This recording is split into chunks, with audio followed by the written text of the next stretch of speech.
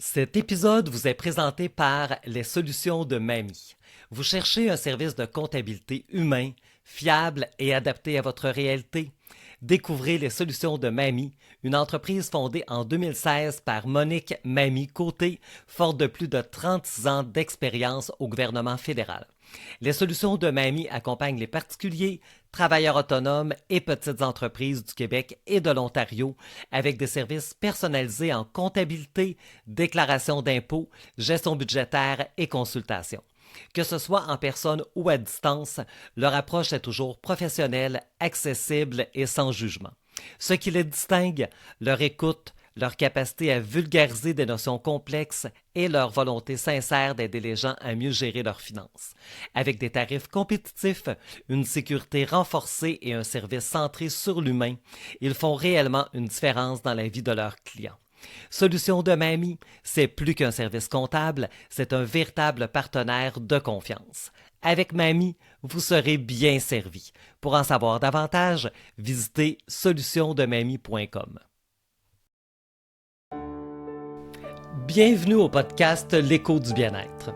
Il y a des conversations que l'on repousse parce qu'elles nous rendent un peu mal à l'aise, parce qu'on ne sait pas toujours quoi dire ou comment l'aborder. La santé mentale en entreprise fait souvent partie de celle-là. Et pourtant, elle est là, silencieuse, discrète, parfois criante. Elle traverse les corridors, les réunions, les écrans allumés trop tard. Dans cet épisode, j'ai la chance de m'asseoir avec Chantal Dufort, une femme qui a choisi d'ouvrir ses conversations avec douceur et lucidité. Conférencière, formatrice, mais avant tout humaine, Chantal accompagne les entreprises pour qu'elles osent parler de ce qui ne se voit pas toujours et qu'elles apprennent à prendre soin autrement. Ensemble, on parle de tabous à déconstruire, d'outils concrets et de cette culture de mieux-être qu'il est temps d'installer. Un épisode qui fait du bien et qui, je l'espère, vous donnera l'élan d'en parler à vous aussi. Bonne écoute.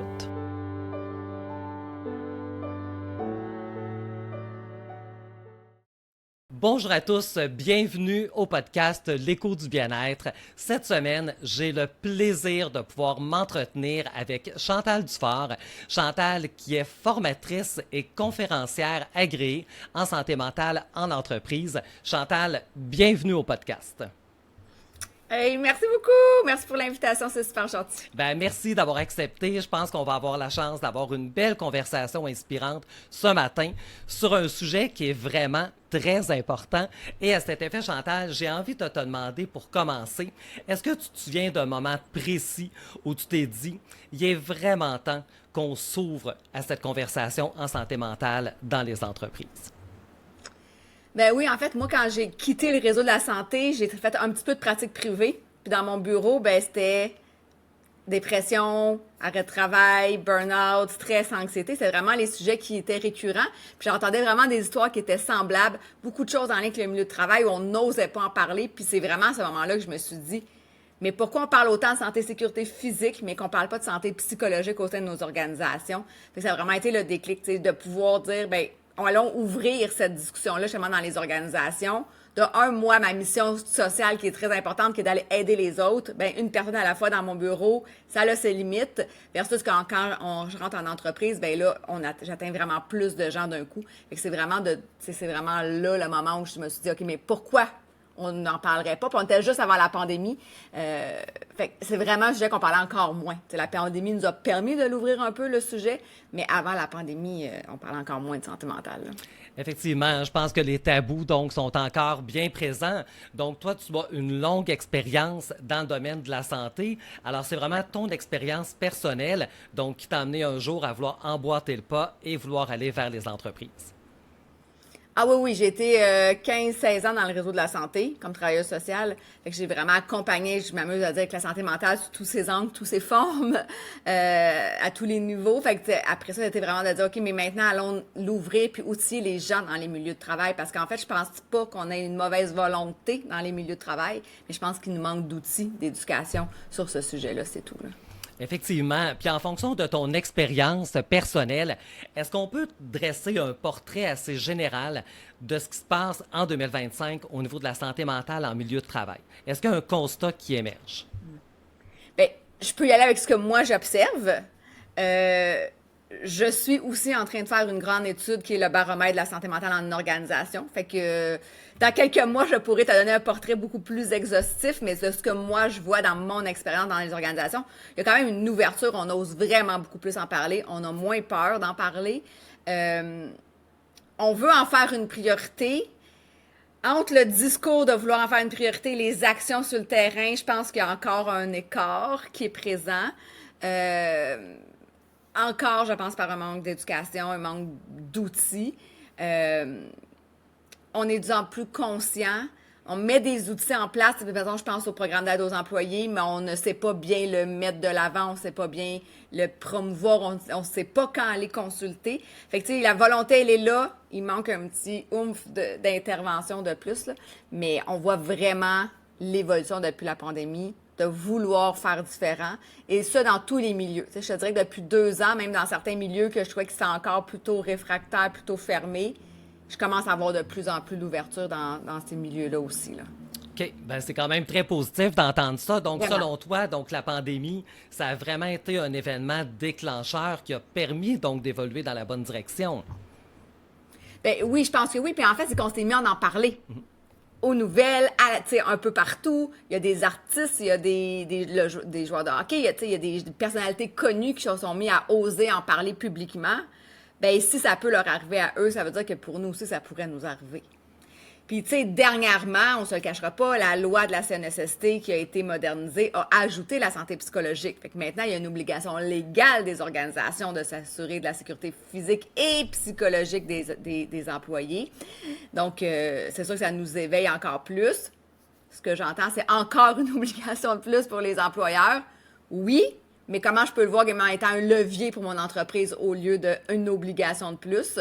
Fait qu'on est venu légiférer de dire, bon, OK, évaluez vos facteurs de risque psychosociaux, qu'est-ce qui peut nuire à la santé psychologique de vos employés et ayez un plan d'action. Fait que je pense que ça aussi, ça va donner un coup de pouce. Si on est rendu à le mettre dans une loi, c'est qu'on y voit vraiment l'importance de s'en occuper aussi dans nos organisations, là. Oui, effectivement. Puis est-ce que tu peux nous donner des exemples justement de quelle forme ça peut prendre par rapport à cette loi-là? Quelles sont les obligations donc des entreprises aujourd'hui par rapport à ça? Ouais. Mais en fait, il y a vraiment les entreprises de 19 employés et moins et ceux de 20 et plus. Mais déjà, pour tout le monde, on se doit d'identifier les facteurs de risque psychosociaux et les risques psychosociaux dans notre organisation. Donc, c'est quoi ça? C'est des facteurs qui peuvent nuire au bien-être des employés. Fait que les facteurs de risque, c'est la charge de travail, c'est la reconnaissance. Ben, on comprend une trop grande charge de travail, le manque de reconnaissance, le manque de justice organisationnelle, le manque d'autonomie décisionnelle, le manque de support des gestionnaires et des collègues. Puis les risques, bien, tout ce qui est la violence, tout ce qui est le harcèlement et tout ce qui est l'exposition à un risque potentiellement traumatique. Donc, toute entreprise a l'obligation, même à partir d'un employé, d'identifier quels seraient ces risques. Et à 20 et plus, on doit aller les analyser.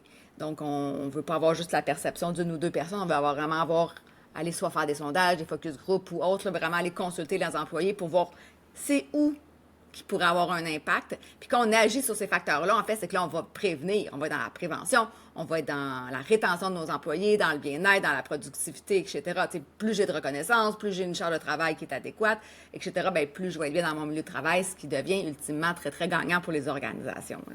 Oui, effectivement. Puis je vois, selon ce que tu dis, que ça touche vraiment à de nombreux points.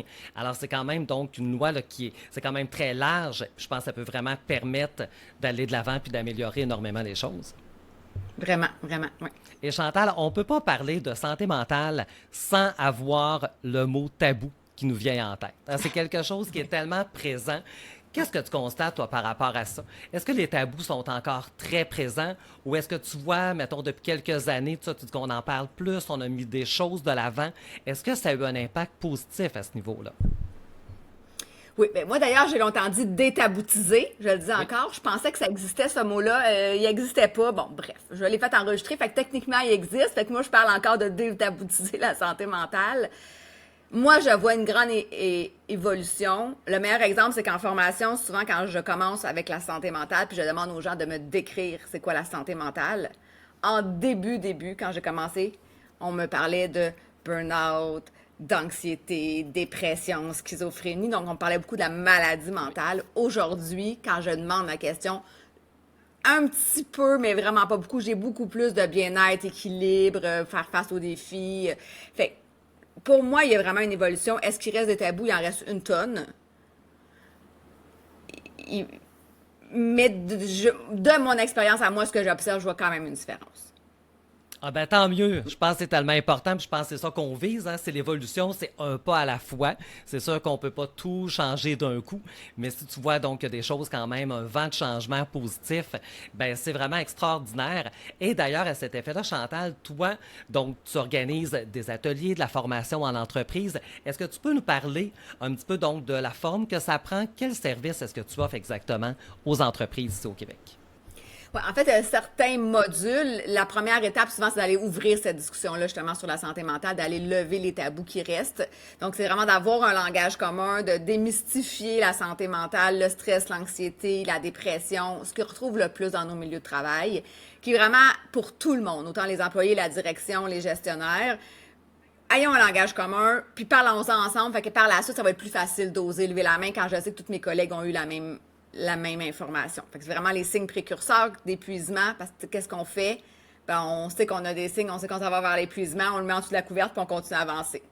Ce qui est pas toujours... ce qui fait qu'on va se rendre à un épuisement souvent.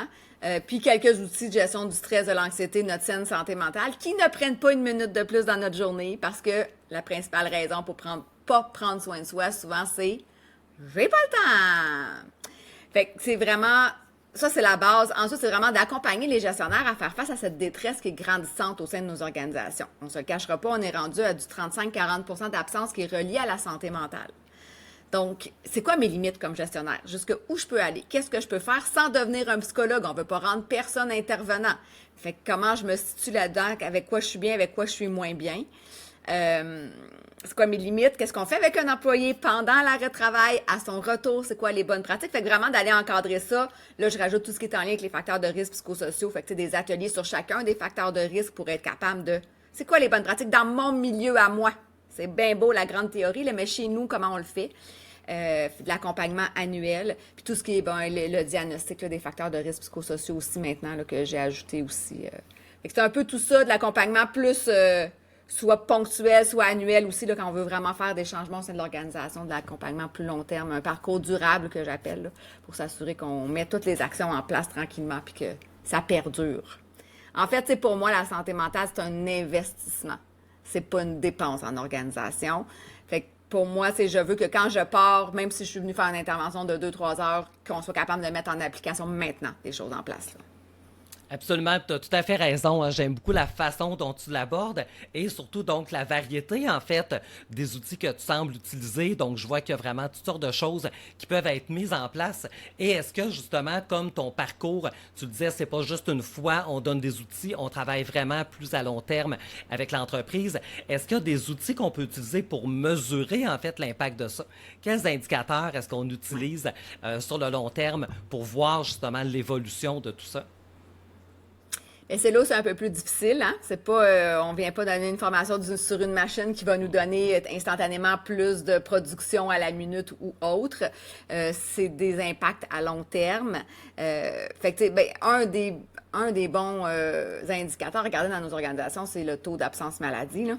Est-ce qu'on a une augmentation? Est-ce qu'au contraire, ça se maintient? Le taux d'utilisation du PAE, je n'ai parlé vite fait au début, mais avoir un programme d'aide aux employés, s'il n'est pas bien expliqué, si on ne comprend pas quand il faut aller l'utiliser, c'est une dépense. Si j'ai 1-2% de mon organisation qui l'utilise, mais j'ai un taux d'absentéisme qui est à 3-4-5%, il y a quelque chose qui ne fonctionne pas, là. Fait que, c'est vraiment... Ça peut être aussi, là, est-ce que les gens vont plus l'utiliser, le programme d'aide aux employés, ou est-ce que les gens au niveau des assurances?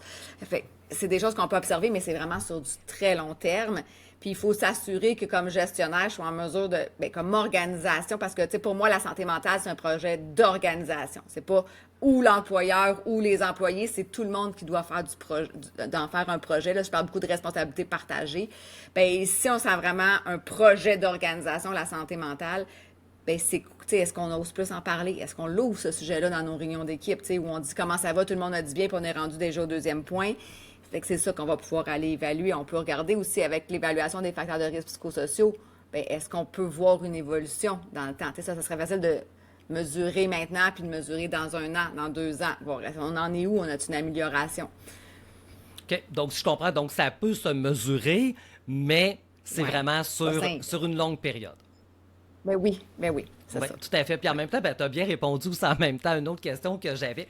Je me demandais justement comment tu voyais le partage des responsabilités, ressources humaines, gestionnaires, employés. Donc, je comprends bien, tu le vois vraiment comme une responsabilité collective où chacun a sa place dans la mise en place et dans la réussite, en fait, d'un programme comme celui-là. Ben, 100%, mais je vais dire que ça doit partir de la haute direction. OK. Parce que c'est sûr que si on demande aux gestionnaires de pouvoir prendre un peu plus de temps en individuel, par exemple, que les employés, ou d'être un peu plus à l'écoute, mais qu'on continue à augmenter leurs tâches de travail, ben c'est un message qui est incohérent, qui va pas se tenir dans le temps. Fait que si la direction, les propriétaires d'entreprise y croient que c'est vraiment un levier important qui va faire une différence, mais après ça, ça va. Puis, tu sais, effectivement, en fait, c'est que nos gestionnaires sont sur le terrain, ils sont des yeux, ils voient. Les employés entre eux, tu sais, je pense juste à l'harcèlement. Si je suis pas capable de dénoncer ce que je vois, ben je fais partie aussi. Il faut être capable de nommer les choses. Fait que, responsabilité partagée, c'est aussi... Est-ce que c'est juste au gestionnaire à penser, par exemple, à nommer les bons coups, les réussites ou ce qui a bien été dans la semaine, ou un employé ne pourra pas en être responsable? C'est un comité bien-être dans une organisation, ça peut être les employés, mais il faut avoir aussi le support de la direction. Fait que, c'est pour ça que pour moi, c'est tout imbriqué. Puis plus tout le monde va y croire, il va en être convaincu, bien, c'est sûr que ça va bien fonctionner. Là. Oui, absolument. C'est ça, c'est Puis vraiment. Oui, vas-y, Chantal. qui a pas envie d'être bien, qui a pas envie d'être bien dans son milieu de travail? Effectivement. Hein. Personne. Non, tout à fait, effectivement. C'est ça. Fait que je vois donc c'est une belle roue en fait qui implique beaucoup de monde. Hein, si on Oui, va avoir quelque chose vraiment. qui se tient et qui réussit, qui donne des résultats. Oui. Puis, ceci dit, ce n'est pas une surcharge de travail. Parce que là, oui, mais il faut tout qu'on change. Non. Déjà, dans la plupart des organisations, il y a plein de belles choses qui sont mises en place. Des fois, on va juste bonifier un petit peu, twister l'intervention, avoir un regard différent. C'est pas une surcharge. C'est pas lourd, c'est pas... C'est ça. Tu sais, il y a déjà plein de belles choses souvent qui sont faites en santé sécurité physique. Il faut juste ajouter le psychologique dedans. Qu'est-ce qui a déjà fonctionné, puis qu'on va ajouter maintenant qui va être plus la santé psychologique. Fait que, tu sais, il faut arrêter de dire, ah, c'est trop un gros projet. Non, non. C'est des petites actions. Tu sais, il y a des milieux de travail où on se dit pas bonjour le matin, là. Et on peut commencer juste par ça. Et déjà, ça va avoir un impact. Là, vous allez me dire, vraiment? Oui, oui, ça arrive vraiment dans certains milieux de travail. Fait que, qu'est-ce qui existe? Qu'est-ce que je peux faire un petit peu mieux? Puis tu l'as nommé tantôt, c'est quoi le prochain plus petit pas possible? Puis ça va faire toute la différence. Là. Oui, absolument. Hein. C'est vraiment intéressant d'entendre ça parce que souvent, tu sais, je pense qu'on a souvent tendance à voir les choses tellement énormes, alors que là, quand je t'entends parler, ben tu vois, tu sais, on voit vraiment qu'il y a une légèreté aussi à travers tout ça. Hein. On peut commencer vraiment par des tout petits gestes, mais qui peuvent apporter vraiment des beaux résultats concrets. Ça, c'est vraiment intéressant de voir ça. Puis je pense que ça motive les gens probablement, tu sais, à emboîter le pas en disant, ben finalement, c'est plus simple que ça en avait l'air, là. On peut commencer par des tout petites actions. Oui, mais encore une fois, c'est juste le manque de connaissances. Je veux dire, moi, là, je vais pas faire mon changement d'huile sur ma voiture. Ça va pas le faire. Ça va pas bien aller du tout. Ma voiture, elle ne le roulera plus. Ça n'enlève rien à mes compétences ou à qui je suis. C'est juste que moi, je sais pas comment faire ça. Mais quand on est gestionnaire, quand on est propriétaire d'entreprise, puis qu'on n'a pas un background en santé mentale, quand on n'a pas une formation, bien, ça se peut qu'il nous manque juste des outils. Ça n'enlève rien à la personne qu'on est. On a juste besoin d'aller chercher d'autres outils. Si on en a la volonté. Parce que tu vois, moi, la volonté de faire mon changement d'huile, je l'ai pas, puis je l'aurai probablement jamais. Fait que je vais pas m'intéresser, parce que je vois pas l'utilité. Mais si, quand je suis un propriétaire d'entreprise, ben j'ai peut-être intérêt à comprendre que plus mes employés vont être bien, plus ils vont performer pour mon entreprise aussi. Fait que, puis là, après, c'est juste d'aller chercher les outils des gens qui ont des réelles compétences à l'externe, des fois, juste pour venir nos outils, puis qu'on puisse poursuivre tout seul par la suite, là. Absolument. Puis tu parles beaucoup d'outils, Chantal. Est-ce que tu as un outil coup de cœur, mettons, dont tu pourrais nous parler? Tu me dis, Ouais. tu sais, cet outil-là, là, tu sais, qui peut vraiment favoriser le bien-être au travail. Quelque chose de simple, mais qui apporte des résultats concrets. Mais tu sais, aussi bêtement, tu sais, je l'ai dit un peu vite tantôt, souvent on commence nos réunions d'équipe, comment ça va, on est passé à d'autres choses, on n'a pas écouté la réponse, encore plus avec tout ce qui est télétravail. On ouvre la caméra puis on commence. on peut prendre le temps de juste prendre le pouls de comment vont vraiment les gens. Puis moi, j'utilise entre autres la météo, là. Comment vous vous sentez en lien avec la météo, votre météo interne. T'sais, ensoleillé, passage nuageux, orageux. On n'est pas obligé d'expliquer pourquoi, mais si je vois qu'un collègue est habituellement plutôt ensoleillé, qu'il y a de plus en plus de journées nuageuses, voire orageuses, déjà dans l'équipe, comment on est capable de s'entraider? De deux, comme gestionnaire, comme leader, comme chef d'équipe, je peux avoir une petite attention supplémentaire, puis OK, comme quelque chose qui semble moins bien aller, je vais prendre le temps d'aller valider. J'ai une entreprise où j'étais, où il y avait déjà un système comme ça en place, c'était en télétravail, puis le matin, la première chose qu'ils écrivaient, c'était leur météo interne. Puis une fille, elle disait, moi, je suis revenue de maladie, je comprenais pas, de maternité. Elle dit, je comprenais pas c'était quoi cette idée-là, mais elle dit, ça a pris une semaine ou deux que j'ai comme compris l'importance, puis comment c'était un game changer dans notre organisation, juste de prendre ce réel pouls-là le matin. Ça prend 2 secondes. Puis je dirais, oui, en présentiel, en réunion d'équipe, c'est vraiment important. Encore plus en télétravail, là, les gens qui viennent pas au bureau. Bon, c'est un autre enjeu sur lequel je n'aborderai pas, mais c'est faut aller chercher nos gens qui sont en télétravail pour voir comment ils vont réellement. Fait que c'est une belle façon de le faire aussi, là. Oui, parce que c'est vrai, c'est une réalité dont on doit tenir compte aussi. Hein. Quand tu vas dans une entreprise où tous les gens sont là sur place, c'est une chose, mais aujourd'hui, donc en 2025, il faut tenir compte qu'il y a beaucoup de gens qui sont pas là sur place, sont isolés, des fois sont dans leur milieu, sont seuls. Alors c'est plus difficile donc de voir. Et pourtant, leur contribution à l'équipe est tout aussi importante. Donc ces gens-là, c'est vraiment important d'aller voir qu'est-ce qui se passe et de pouvoir les aider aussi. Oui, d'être à l'écoute. Puis tu sais, c'est pas dans un but de checker les gens, là. C'est vraiment d'être humainement parlant là pour les autres, là. C'est tout. Oui, tout à fait. Puis tu parlais tantôt, Chantal, de différents freins hein, qu'on peut rencontrer encore dans les entreprises. Si aujourd'hui tu es une entreprise qui hésite encore à mettre donc des méthodes en place, qu'est-ce que tu pourrais leur dire à ces entreprises-là? Et moi, je suis pas bonne dans le stat, là. Je devrais être bonne pour tenir des choses. Mais tu sais, on sait qu'un employé qui est pas heureux puis qui est pas bien au milieu de travail, le risque de qu'il parte, son taux de productivité est vraiment plus bas. Tu sais, un employé qui part en maladie, ça coûte extrêmement cher. En frais financiers, mais en frais humains aussi, là, parce que c'est les autres collègues de travail qui vont absorber. Puis tu sais, quand j'entends, oh, mais chez nous, ça arrive pas. OK, sincèrement, mais ton taux de roulement, il ressemble à quoi? Est-ce qu'il y a des conflits? Est-ce que c'est comment les gens gèrent les changements? Est-ce que ça se passe bien? Il y a beaucoup de résistance. Mais tout ça va être moins là si tu t'assures que le santé bien-être des employés va bien. Je vais mettre un gros bémol parce que ce que j'entends souvent, c'est oui, mais ça ne nous appartient pas, c'est dans l'extérieur du travail que ça va pas bien. C'est vrai que on n'a pas comme employeur à s'assurer de comment va la vie personnelle des gens. Sauf que si dans mon milieu de travail, j'ai enlevé le plus de facteurs de risque possible, le risque zéro n'existe pas, mais que on met le plus de méthodes en place, le plus de stratégies pour que ça se passe bien, même si à l'extérieur du travail, mon employé vit quelque chose qui est plus difficile, il y a moins de chances de s'absenter. Mais si dans mes 2 vases, ça va mal, autant au travail qu'à la maison, bien, c'est se peut qu'à un moment donné, je dois peut-être partir en arrêt maladie. Mais si à la maison, c'est vraiment difficile, je vis une séparation, par exemple, mais qu'au travail, c'est quand même un lieu sécurisant où tout se passe relativement bien, bien, il y a des fortes chances que je puisse continuer à travailler. Ou que si je pars en maladie, je risque de partir moins longtemps. Fait que, tu sais, c'est tout des... Parce qu'on va se dire, là, c'est quoi qu'il faut parler? Il faut parler de chiffres. Bien, ça te coûte combien un arrêt maladie chez vous? Puis ça dure combien de temps? C'est 65 jours, je pense, de moyenne, un arrêt de travail pour santé mentale au Québec.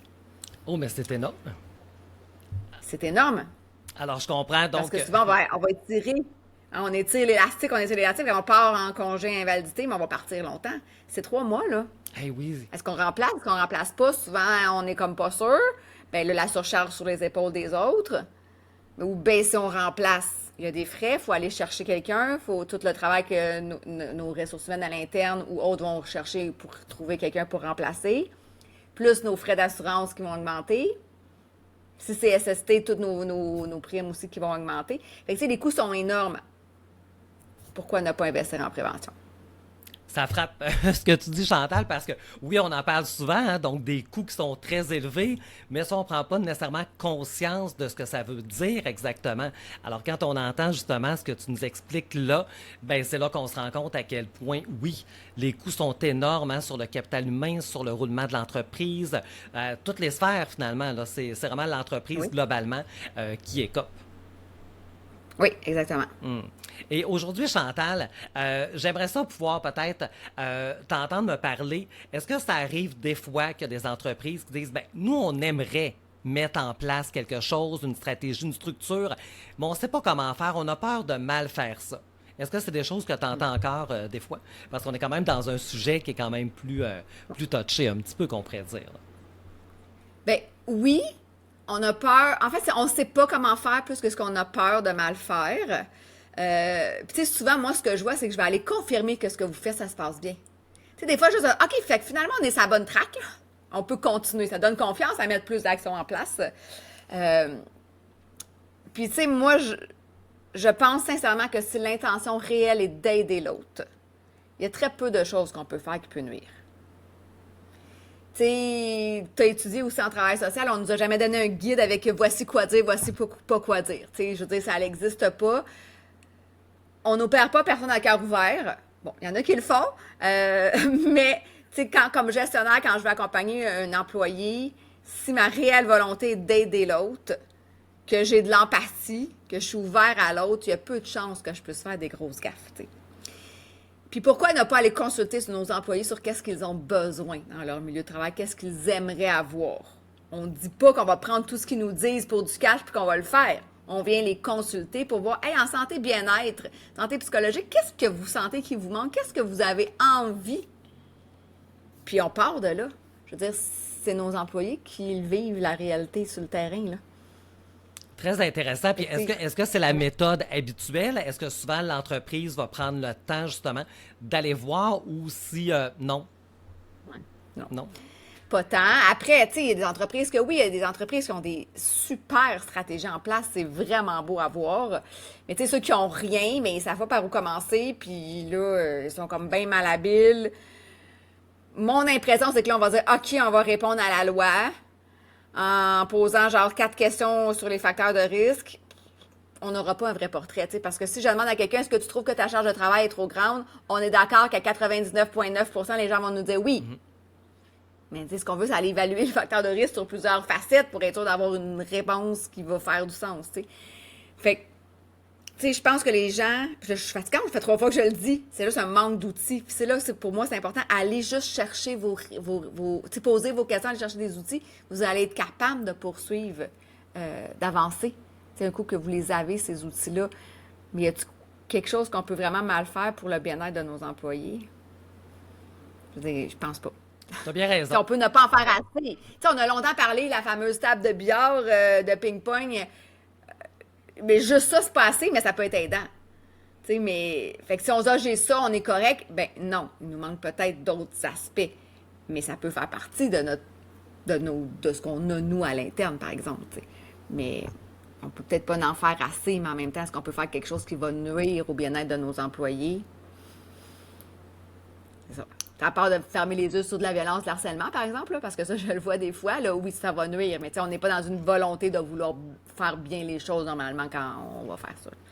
Oui, absolument. Je comprends très bien. Puis j'entends ce que tu dis, Chantal. Puis c'est vrai, hein, je pense que s'il y a vraiment un désir sincère, donc de mettre en place différentes choses, ben je pense que ça peut juste apporter des plus, ça peut juste être positif. Oui, tu sais, je pense que ce que j'aurais envie d'ajouter, c'est sûr que si je fais une action dans la semaine de la santé mentale, par exemple, que je fais rien le reste de l'année, peut-être que oui, là, je suis dans une dépense, je suis pas dans un investissement. Si on veut vraiment réfléchir à une action annuelle, des petits gestes, je parle de la reconnaissance qui peut coûter 0$.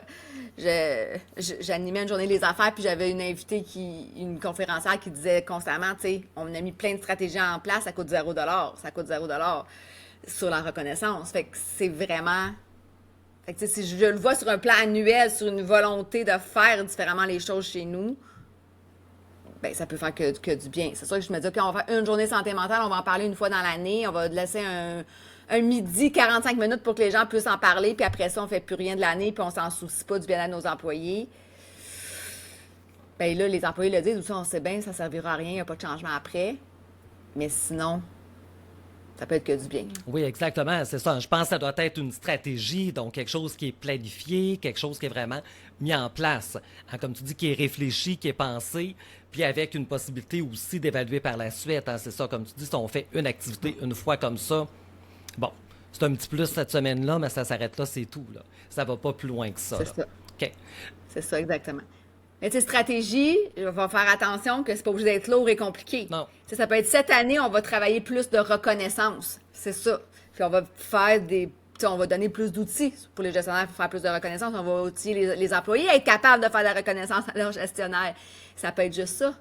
Mais on travaille un des aspects. Oui, oui, absolument. Ben, merci beaucoup, Chantal, vraiment, pour tous ces partages qui sont extrêmement inspirants. Et j'ai envie donc de te laisser le mot de la fin. Quel message aujourd'hui, message inspirant, aurais-tu envie d'adresser aux entreprises lorsqu'on parle de santé mentale? Ben déjà, j'ai envie de demander aux gens, est-ce que vous connaissez quelqu'un dans votre environnement de près ou de loin qui a vécu un enjeu de santé mentale? La réponse risque d'être oui. Est-ce que vous n'auriez pas aimé que ces gens-là aient les outils pour qu'ils s'en sortent plus rapidement, qu'ils soient bien accompagnés? Fait que, tu sais, comme employeur, comme organisation, vous avez cette opportunité-là d'avoir un impact sur des dizaines, des centaines et même des milliers d'êtres humains. Puis plus vous allez en prendre soin, plus eux vont être en mesure de vous redonner pour ce qui est pour vous, votre bébé, votre entreprise. C'est un peu un donnant-donnant, là. Merci Chantal, c'est un très beau message. Merci beaucoup d'avoir été avec nous ce matin pour partager vraiment sur un sujet, je pense, dont on ne parle pas encore assez, mais qui est tellement important au niveau des entreprises. Alors, je rappelle donc que nous avions avec nous aujourd'hui Chantal Dufort, qui est conférencière et formatrice agréée en santé mentale en entreprise. Alors, dans la description de l'épisode, vous pourrez retrouver donc les liens qui vous permettront d'entrer en contact avec Chantal. Alors, merci encore Chantal et à bientôt. Merci beaucoup. Merci à toi d'ouvrir ce sujet-là aussi. Ben, c'est Merci. un grand plaisir. Merci d'avoir été à l'écoute de l'Écho du bien-être.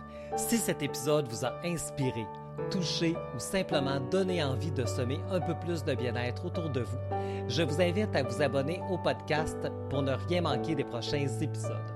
Vous pouvez nous suivre sur YouTube, Spotify, Apple Podcasts, Amazon Music, là où vous écoutez déjà vos balados préférés.